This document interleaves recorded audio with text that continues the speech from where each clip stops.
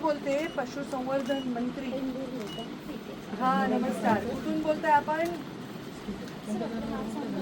कळंब तालुका, संत्रागाव. काय नाव आहे आपलं? मनोज शिंदे. काय आपली अडचण आहे मला सांगा. हा हा बरं बरं बरं.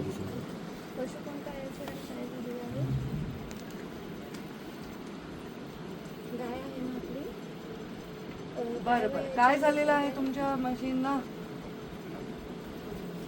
अच्छा बरं. बाकी तुम्ही समाधानी आहात? सगळे अल्प दरामध्ये तुम्हाला ज्या सुविधा मिळतात त्याबद्दल समाधानी आहात?